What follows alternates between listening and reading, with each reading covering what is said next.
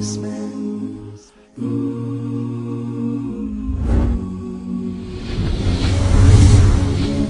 So hands. That's a really awesome question.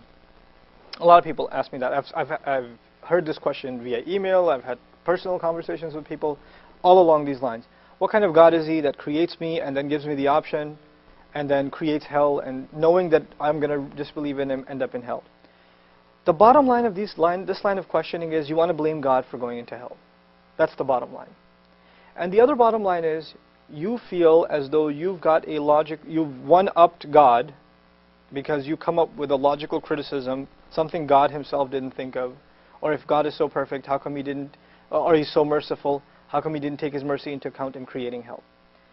The way the Muslim approaches this is actually from a very fundamental point of view, not a philosophical one. Okay. The fundamental approach the Muslim has is God introduces Himself to us in the Quran by saying, Alhamdulillah. All praise and gratitude belongs to God, belongs to Allah. Everything He does is praiseworthy, everything He does is perfect. That's our belief about God. God is perfect in every way. And everything He does should be appreciated, we should thank Him for. After He tells us that nature of Himself, immediately He tells us Rabbil Alameen, which means He's the master of all people and all nations. Now think about the word master. A master has complete authority over slaves, yes?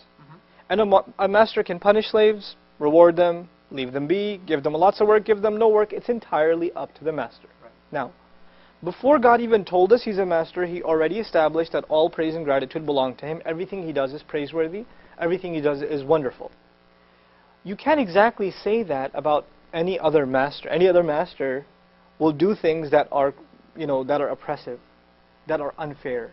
That's what a slave can expect. They can expect to be coerced. They can expect to be tortured, etc., etc. But God first, before He even tells us He's a master, He says He's a praiseworthy master. Right. Then He goes on to say He's unimaginably merciful as a master.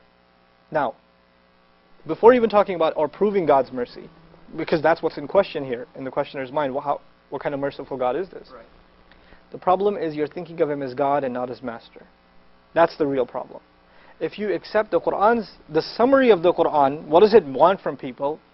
I usually call it a one-liner. The summary of the Quran: accept God as your master, come to terms with the fact that you're a slave. If you come to terms with that fact and learn to trust Him as a master, then everything He's done, everything He's created has a purpose, has wisdom. If you haven't come to terms with the fact that He's your master, He has authority over you. He's just someone who created you, and after that you have the right to question Him and to criticize Him and to do that. Then you've missed the fundamental premise of the Quran. Muslims don't ask these questions. Why not? Because we've accepted God as master. Now, He didn't just create a hell to throw people in it. The fact that the Quran, somebody asked me this recently, the Quran is very explicit, very graphic in its description of hell. I mean, it's really, really scary stuff in some places. So somebody asked, if this is a book of guidance, why go so explicit? You ever heard of the Scared Straight program? Right, where teens are messed up or they're heading towards a life of crime and they bring someone who's done time in prison, who's gone down this road before, and they show them, look, I've been there, I know what it's like, it's not glorified, it's not fun, this is what happens to you. And the idea of it is, well, I'm not going to go down this road because I know somebody else who already has.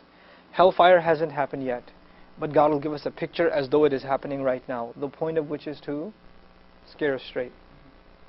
It's actually a mercy from God that He told us about hell. Whether you like it or not, it's there. Whether you come to terms with it or not, it's there. Whether you're uncomfortable with the idea of hell or not, it's there. God's mercy is to let you know, here's what you can do to not be in it. That's God's mercy. Instead of saying, well, I don't want to believe in this faith because it has a concept of hell. Whether you like that concept or not will not change reality. It won't change reality. All you can do at that point is learn how to protect yourself. And I reiterate what I started in this interview with. God says He didn't create us for hell. He says, إِلَّا مَنْ رَحِمَ رَبُّكَ وَلِذَلِكَ خَلَقَهُم. Except for those whom your master shows mercy to, and that's why He created them, so He can show them mercy. One of my favorite quotes from the Quran, مَا يَفْعَلُ اللَّهُ بِعَذَابِكُمْ. What's God going to get out of punishing you? What's He going to do punishing you? He doesn't want to. He doesn't want to punish you. Our image of God has to be one that wants to be merciful, not one that wants to punish. That is not the image that we have in the Quran. And even the mention of punishment, in and of itself, is an act of mercy from God.